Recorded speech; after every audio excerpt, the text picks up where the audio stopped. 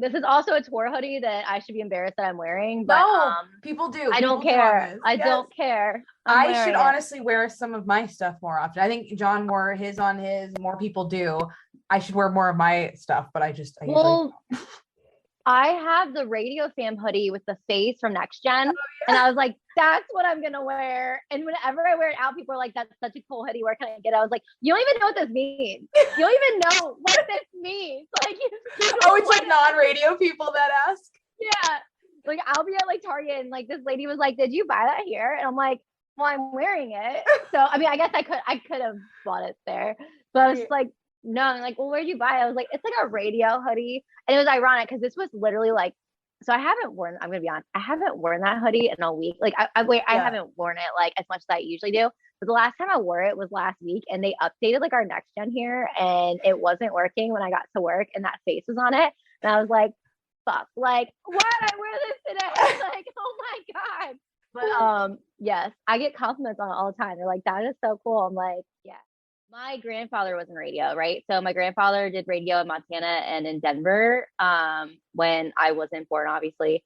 And so I grew up like hearing all of his stories, right? And I don't think that's why I fell in love with radio. Like I'd always been interested in like broadcast journalism in a sense, but and I was interested in radio when I was a kid. Like when I was 8, there's this guy that did radio in Baltimore, and I really should figure out who this man is now that I'm like an adult. Like, hey, who are you? Like, hey, I'm gonna DM you like, hey, you inspired like 8-year-old Shelby. They love that. He went by on air Hawaiian Ryan. Okay. And I don't know why, like I just thought that was such a cool name when I was a kid. So I remember like I'd be like driving maybe home from school or something. I don't think he was on in the morning, but also I was 8, so I really don't remember. But I'd be like, what does Shelby rhyme with? Like that's such a cool name, you know? Hawaiian Ryan. So I was like, one day I was like, Mom, when I'm a radio DJ, I'm gonna go by Tell Me Shelby so that people will tell me everything. And she said, that is really dumb. Don't do that. Actually, that's pretty good. And then, you know, you get older and I went through all these different career paths that I thought I didn't go through them, but I thought I wanted to do all this different stuff. I literally was like going to school for business. So I got my associates in business and I had wanted to be a lawyer long term. And before that, when I was in high school, I wanted to be an architect. And then I was like, I'll just get a business degree. And then right before college, I was like, I kind of want to be a lawyer. Maybe a lawyer, like I would cry. Like I can't argue with people without crying. So I'm like, same. Just believe my client. Okay. Like I can't picture me being also I would start laughing too. I'd be like either crying or laughing. So yes. Like, I could not be a lawyer. Let's be real. So there's that. And then I decided my dad sat me down because my dad's a loan officer. So like we had the whole like the housing crisis like in 2008 that my dad went through. So he was like, Shelby, you're gonna be so bored if you stick with business, and that's not like you. I know how you are. Like you're gonna get so bored. Just check out. Why don't you go back to college for something that you love? So I did. I went back for journalism, and I thought that was kind of cool. I wanted to do like newspaper journalism though. And I was like, like stuff happened. I was like, nah. So I ended up like going to like this honors like college. And I went to the University of Maryland, Baltimore County, which is like the University of Maryland Honors College. Like I have a learning disability. So I just like kind of realized like later on in life, not even like that. It wasn't obviously that late, but I realized like when I was like my early 20s that I'm actually pretty smart. And I didn't really realize that until, you know, a little bit later than like most people, I guess. So like once like I figured that out, I decided to go to college for environmental science so that I could go to grad school for atmospheric physics. And that's why I picked that college because they were like at the time the third most funded program for what I wanted to do by NASA. So I was like, cool, let's do this. So that's what I was doing. And beginning my senior year when I started in radio because I needed an internship. So I had already done an internship for my other major, my environmental science major. But I needed one for my media and communications major because I was double majoring at the University of Maryland, Baltimore County. So what happened was I had done like already, like I had like an internship that they were like, that didn't really count. I went to my like career advisor and I was like, I don't know then what to do. So she said that the Kane Show was hiring. The Kane Show, ironically, my first day that I could drive by myself to high school, like, you know, like when your parents are like, here's this POS car and you get to drive by yourself to high school. I grew up in like a really small town. So like my car was way older than I was, and it was like a diesel, so it didn't take left-hand turns very well. And I grew up on a peninsula, and I had to take a left-hand turn to get to college, to high school. So it was a whole thing. So anyway, so I like put along like in my diesel like car, and I remember like the first day that I drove myself to high school, and I thought it was so cool. Was the first day the Kane show came on in the Washington D.C. area. So even though I grew up outside of Baltimore, it still reached where I lived. So that was really weird because it used to be this other show, and I was like, who is this guy? And then I ended up obviously like growing up over the years, like going to high school every morning. I'd listen to him. When I came back from college, because I went away for a year because I played lacrosse in South Carolina. I remember like missing Where the Rose Is. So I was like, why can't I listen? It was like a whole thing. So I remember like missing the Kane show when I was like away, and I came back, and I like, it's like, I don't think people in radio realize that like the listeners grow up with you. So like, I remember like my first day back in Maryland, going back to college in Maryland from South Carolina. I remember like Kane sharing and like his, like that he was about to have a baby live on air. And I remember not even knowing he was married. I was like, all this stuff happened when I was gone. Like, what the hell? And I don't think people realize that, So, I mean, like when you hear in like research meetings, like you got to keep like reintroducing yourself. It's just so important. Cause like, I remember I was so offended that I thought like Kane was my husband at the time or something. I was like, my husband is already married. What?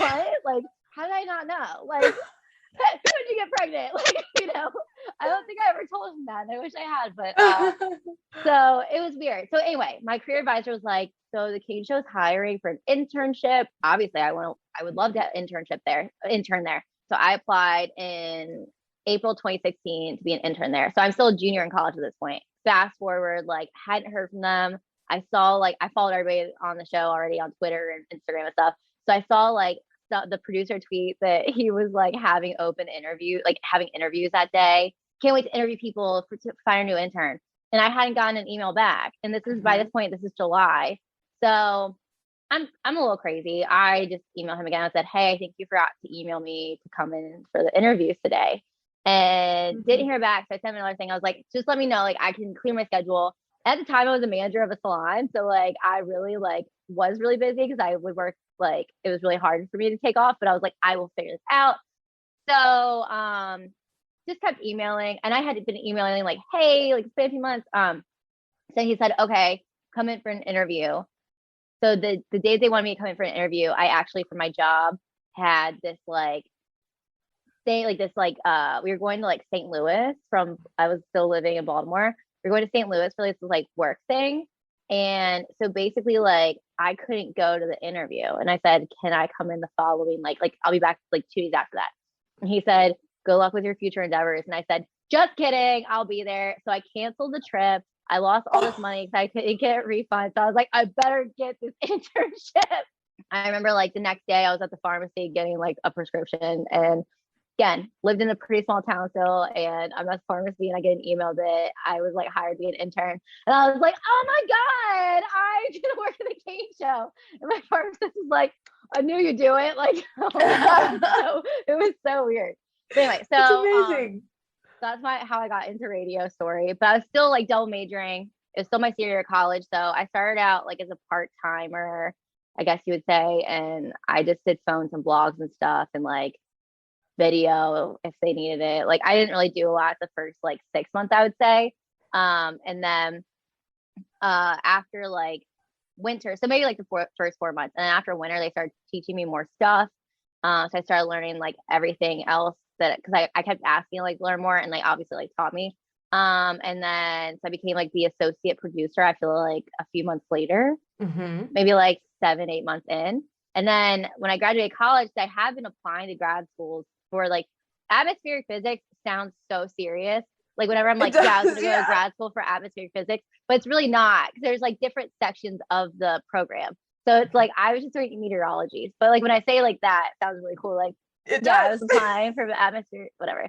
But and that's what I was gonna do. And then I was like, you know what? Like I'm just gonna stay in radio because like I lived at the time an hour away. Like, did you fall in love like once you started like doing it, where you fell in love with it and you're like, man, this is way cooler than. Basically, like I was living, so like the station is in Rockville, Maryland, and I lived at the time in Pasadena, which is an hour drive minimum. So in the morning, it took me about 55 minutes to get there. So I was like driving an hour. So like I'd wake up at 3:15, I think, and then I leave at like 4 o'clock so I could get there at 5. And I don't know, like I don't drink coffee, I don't drink energy drinks. So I'm like, you really have to love what you're doing to like do that. And I would wake up every morning so excited, be like, what's gonna happen today? Like, what are we gonna talk about today? Oh my God. And it's just like, it was just so exciting. And it still is exciting, but I'm saying like that first year, I wake up so freaking excited for work. Like, and the whole way to work, I'd be like jamming out, like, this is just gonna be like such a good day. And I had never been that excited about anything. And that was like every single morning for a straight year that I was like, yeah, how could I not like, and I was like, why would I not want to do this? Sorry. I don't know. It's just radio's weird, right? Like, Well, it's I don't, interesting, like what gets you like sucked in. You know what I mean? Like, because you'll have, yeah, because it's really shitty too. But then you have those really good days where it's like, fuck, this is yeah. why I do it. Like back then, Mhm. like I was just like behind the scenes, and honestly, like the show was very accepting, but it's also still like at the time, I feel like I was still kind of like closed off just because they're in the on-air studio and I'm back here. And like I wasn't there like every single day at the beginning. So I didn't really know anyone that great. I maybe honestly what helped a little bit. I was going through this like crazy breakup at the time, and I think that may have added a little bit. But also my life has always been just a clusterfuck, like legitimately. Like there's just always something that's like been going on in my life. And I'm very open about, Like it feels like a movie all the time, kind of. yeah. And like even like the breakup, I remember one time Kane was like, this just sounds like a Lifetime movie. I was like, but I'm not lying. Like, this is like what happened. Like um so yeah, I think that kind of helped. But so I got to start being on air more, and it was just like it was cool. It was just like it was just so much fun. Like there was just always something going on, and I love being a part of it. And I love that, like, it was just like one thing after another. It just like led me to like just decide not to go to grad school.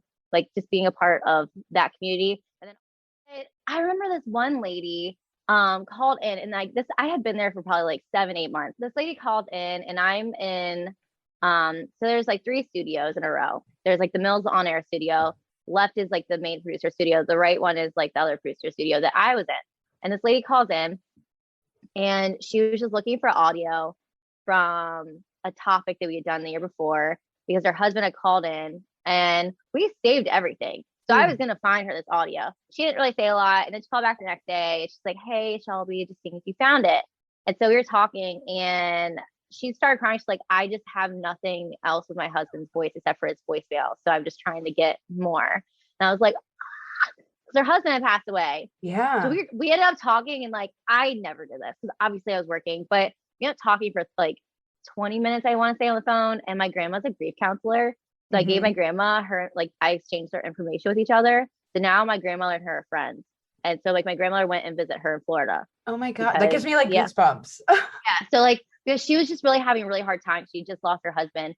So it's like this lady's calling to a radio station trying just to get like some little piece of her husband that she didn't have anymore, just like anything to hold on to.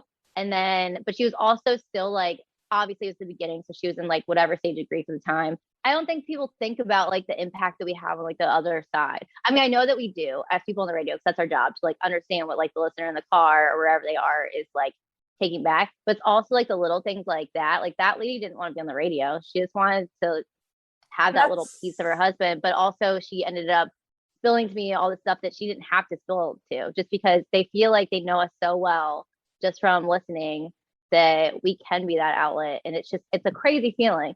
But after that, I was like, yeah, I feel like this is like good for me.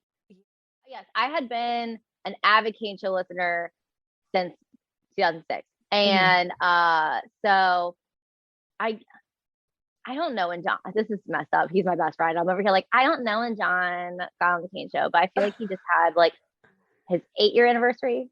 I'm pretty sure. And if I'm wrong, sorry, John. So intern John, I have talked about, no, I'll start with my version of the story. Yeah. So John and I now are best friends. But like, I remember when I first started and John was like live on Instagram or something and like introduced me to followers or something.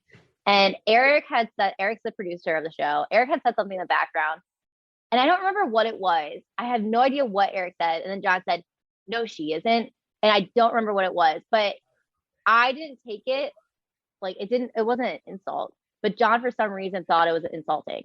to me. Like he thought he hurt my feelings and he thought that it was really mean and he deleted the video because he had like saved the live on his Instagram story. Oh. And he texted me like right after because I was leaving for the day anyway.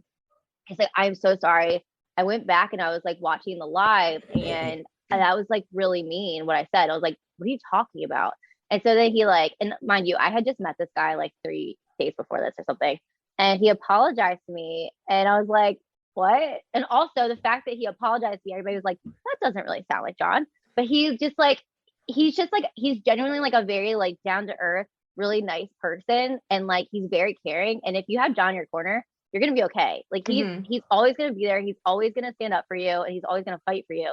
And that's like the kind of person that you want in your corner. Just he doesn't show it in the way that like your Hallmark movie or like your Netflix, whatever is going to show it. John just shows it in like the most, like in like the smallest ways. So like when that happened, like, and then in 2018, like the beginning of 2018, he had mentioned that he was doing like another comedy tour.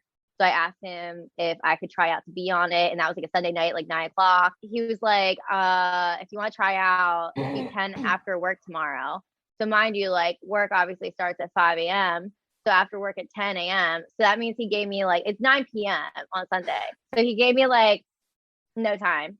But I did it. He made me go into like, like the performance studio. Oh, he made me go to that and stand on the stage and do it. And I was like, hi, my name is Shelby Sos and I'm going to tell a joke about dating on Bumble or something, like something stupid. I'm so fascinated by people that can like get up and like tell jokes. So I'm just like, and then like him turns on like watching you do it. And like, I would have just been like shit my pants. So no, it was weird. I'm super awkward too. So I was like, like it's just him. I'm like, hey, can you laugh? Like, is that funny? Like, John, honestly, like he did work with me, but he didn't say like, all right, I'm going to work with you. Like John just was like, here, these are like some things that help me just like get in like that mindset and understand comedy better. Like he didn't say like I had like shit to work on, even though I obviously did. Yeah. But so he sent me so much stuff. Like he sent me like links.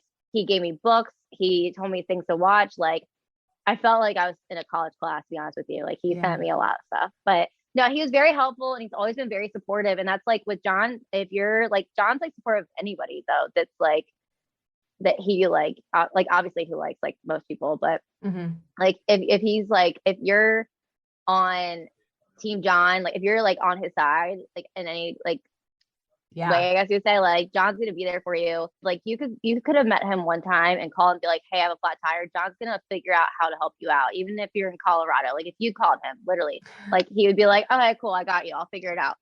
And he just like that. That's just his personality. So after the Kane show, you were doing nights for how long before you got to where you're at right now? I went from the Kane show, being the associate producer, and then I started doing nights in Baltimore on Z104.3, and I was there for like a year and a half by myself. I had bosses and stuff, but when I left, my boss had just been laid off, so it was just me. I was the only one at the station, and so now I'm in Atlanta and I do middays and stuff, and I am a lot happier here. I didn't think I would be this happy here. I'm gonna be honest with you. Like I love where I'm at. I love my coworkers. I love my boss, and like it's just refreshing being here. I really love the city. It's definitely a transplant city, but I really love it because it's kind of like weird starting over because I literally knew no one here. And I know that's how it is for most radio people when they move. I get that. But it was just, I was very lucky to start off my career in my hometown, like my first solo career. I was in Baltimore. So it's like, you know, I'm on in Pasadena, like kind of cool, like, you, my ex-boyfriend, I'm gonna talk shit about you. Oh, you thought I talked too much in high school, miss whatever, like, look at me now. But yeah, so moving here, I was just like, what the fuck, like, why am I moving to Atlanta? I thought at the time it was so random, but no, I truly love it here. Like I'm very happy, and so I moved here in January 2021. So I've been here for like not even. Oh wait, I have been here 10 months today. Wow, this is my 10-month anniversary. Oh, perfect. Oh, I didn't realize it was that short. Like I thought you'd been there a little longer. I know. I feel like I haven't been here this long actually, but no, I live in a dope spot. I love it. I could walk everywhere. my boss and I were laughing today because I have my meetings every Tuesday with my boss, and I don't know how it got brought up. Oh, because I had a date the other night, and he was like asking me, like, did you have like an okay date? So I guess it was today's Wednesday. So whatever. So yesterday we were talking, he's like, did you have a good date? Blah blah blah. So we're like talking. And I was like, dude, I was like, it's kind of messed up that like you sold me on the fact that our meetings we would have Zaxby's because I freaking love Zaxby's. Like Zaxby's my favorite. I was like, also you said 62% of the city was single and like that would be fun. And I was like, and it's not fun. Like it's just not fun here. Because I feel like I got spoiled dating in DC because like when I moved here from DC. So I was living like in the DC metro area. So I was living in Bethesda. So I don't know if I just got spoiled dating DC because like people there like knew me from the Kane show and they just didn't want to end up on the radio like with like the big morning show there. Yeah. I feel like that's gotta be it. Like every day I went on, they'd be like, oh yeah, I love the Kane show. And here it's just like so now like people like just treat me like how they should treat me. And I'm like, oh, dating does suck. Like things are like changing and people are like actually like realizing like hey, like we're the generation that can like fix this. Like we are. And especially like with radio, like we have like the out I was almost said Outlook. Like we have the Outlook, like Microsoft. We have like the medium to actually like be that kind of change, be the change you want to see in the world, as you know. It's so true. But we do have it, and it's just cool to like have like an actual like meaningful conversation instead of just being that person that's like maybe on the internet, like, hey, it's important, and that's it. Like but what more can we do? Like we're obviously the original podcasters, right? Mm-hmm. And I don't think that people even think like that anymore, but we are. You know, like what I said earlier, like when I was at college and I wanted to listen to the Kane show, I didn't know that they were literally like blogging the War of the Roses, you know, audio, and until I was literally like about to leave college. This is back like years ago. Like this was so long. This was like before like we had the app to listen to it. Like I had a BlackBerry at the time. Like you know, like it's the original iPhone time. So it's like I couldn't walk around and like listen to the iHeart Radio app because it didn't even the iHeart Radio wasn't even a thing yet. So it's like it's just like we are the original podcasters because if you think about it, that the War of the Roses audio being online, that's a podcast. So and now it is a podcast for like every person that does War of the Roses. So it's like I don't know. It's just like I could just go on and on about this for so long, but it's just like we don't think like that. But we are also the original influencers, right? Like we've been doing these spots to like influence people to buy stuff. And you know, I don't want to say I'm an influencer because I don't feel like I am whatsoever. I post once a week now on Instagram, maybe. And if I think that's the right word. I think people just don't like the word. But I feel like you guys are. It's just that people automatically associate that with like, oh, an Instagram person that just takes pictures. You know? Yeah. But we are the original. Whether it wasn't on Instagram, Facebook, I don't care where it was, but we were. We are. We're still doing it. If you're on air and you have an endorsement and you have a spot, you are an influencer. Sorry. If you go on air, I could go on air tomorrow and be like, oh my God, I wore these ugly ass earrings a year ago. And somebody was like, and I was just like in a radio video, like on the account that at the station I used to work at. And somebody was like, yeah, me like, hey, I saw like those earrings that you're wearing. Where did you get them? I had been gifted them for Christmas and they were ugly as fuck. But you know what? That lady bought those earrings. People are always interested. Yes, thank you. I'm so glad you're saying this stuff because I say that all the time too. And that's another reason why I'm just like, I don't know why we run from the word influencer so much and why we just allowed random people to just come in and do this. So like you said, we were the original influencers. So like, and we are. Because who else? I'm sorry, but who else was doing it before us? Magazines, yes, they had their whole like Marlboro. I can't even say that word. Ads, go smoke some cigarettes, whatever. Cool. Obviously, don't do that. But yeah, like, but other than that, like we. But really radio is an actual voice, you know. Like, like we are like somebody telling you because like you've already grown up with us. Like you know, like people used to like sit around and listen to the radio. So, like I still have people like listen to my endorsements and like. I met a guy that likes to paddleboard because of an endorsement that I have because I was talking about like how in the summer I love paddleboarding. So I got invited to do this paddleboard club, like to go to it here. And it's like, hey, people are still listening to our commercials and people are still picking up what we're saying. Like that had nothing to do with the commercial. That literally actually had nothing at all to do with the commercial. The commercial I think was like for a water endorsement. And he heard me talking about how I go paddleboarding and how I need water. But he heard that and he was like, wait, so you paddleboard? So he didn't buy the product, but he still was listening. So it's like we still are the original influencers. So I think that I don't know why we act like we're not. Like I think like we should be fucking owning that because we are that. Like people grew up listening to us before we were even alive. People on the radio and they're like, hey, that guy was talking about whatever. Like I don't know, maybe my grandfather was talking about. So it's like I feel like we should be owning that. And I don't know why we like are embarrassed by it. We shouldn't be. I have like even today, like on Instagram, I asked, hey, so what do you want to see more like from on my page? Just because in the fall, I usually start in September doing all like the special effects Halloween makeup that I've been doing for years, like even before I was in radio. And last year I didn't do it because I was like unhappy. I was like a little sad. And so I didn't do any like makeup last year. But this year I tried to make up for it. I posted, I think like something almost every other day. I didn't really do as much special effects stuff as I used to do this year just because it takes me so fucking long. And I have just been traveling so much for like everything. But I think next year I'm just going to start earlier. But I digress. That's not what I'm talking about. But like with all the posting and stuff, like, and like the question I asked, I had so many people just ask me questions like, hey, I would really like to see more of like your life, like your lifestyle stuff, because I always want to know like your skincare routine and this and this and this. And it's like, obviously people I don't know that want to know like my skincare routine, like how I like take care of myself. Like there's a lot of like self-care people that want like, or people that want like more self-care stuff. I was like, I've never thought to even share that stuff. Like I was like, I don't know. I don't have a skincare routine. I go to a dermatologist. Everything is like prescribed to me. I have cystic acne. Like I have hormonal cystic acne. You wouldn't know because I go to a great dermatologist.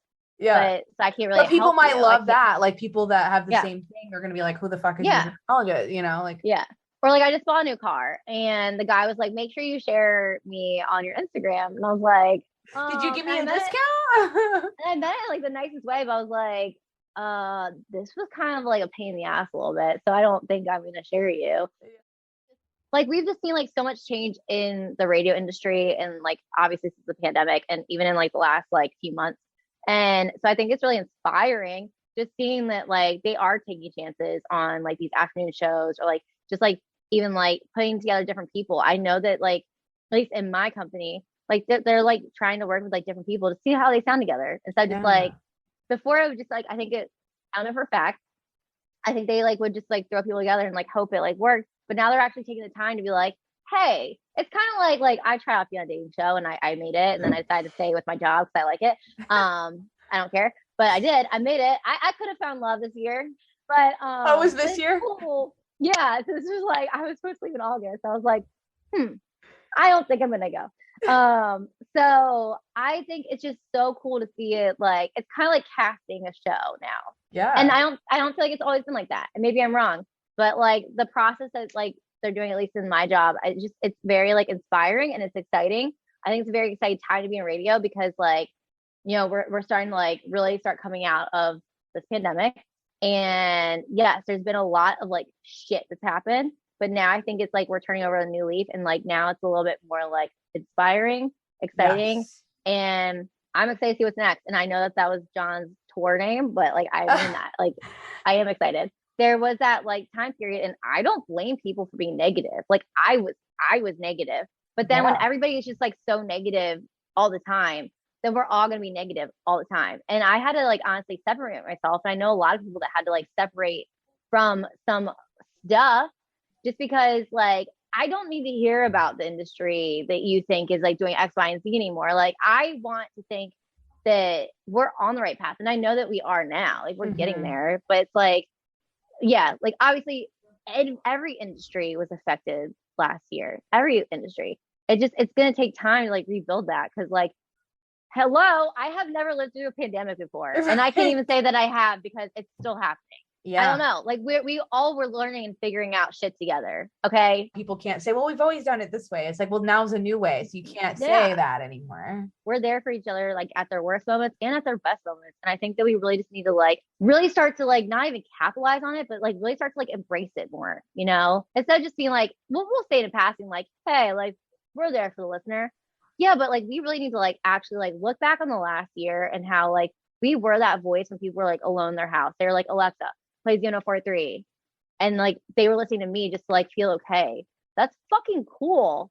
And we don't talk about it. We don't talk about it like how I feel like we should be talking about it. And that's always been my issue is I'm like, dude, that's fucking awesome. Yeah. Like instead of calling their mom again, they called us, like not even called us, but maybe they did call us. I just think that's so cool. Like, and even like people last year like knew that I didn't have access to the phones like yet. I did end up getting access later on.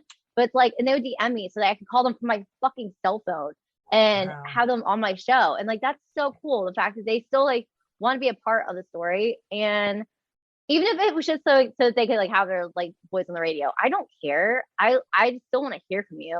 Like, I had this girl that like bought a brand new apartment last year and she was like embarrassed to share it because she felt bad about like everything else going on in the world. I was like, dude, like, I'm proud of you. Like, I think that's so fucking cool. Like, good for you. Like, you should be proud of yourself. Like, I'm gonna call you because that's still so like impressive that she was so much younger than me. She just bought this gorgeous apartment that was right near the studio at the time. I was like, dude, what the fuck? Like, hell yeah, no. Claps for you, bitch. Yes. Like, I'm Sarah, but good for you, Sarah. That's great. Passionate about like, hey, guys, like this is fucking cool. We are cool. Like, stop. Like, yes, it's okay. We're human. We're all gonna like stress out, but like we just have like not. I don't even say power because like that's like a scary word. Besides power 96.1, that's a fucking great station. But like we have just like so much like that we can influence. Like we can influence people, but like for like the greater good. And I know that we've been doing that, but I think that people kind of like lose sight of that. And I think that they definitely did last year, and I did. I definitely did. Guys, like our job's fucking cool. It's fucking cool.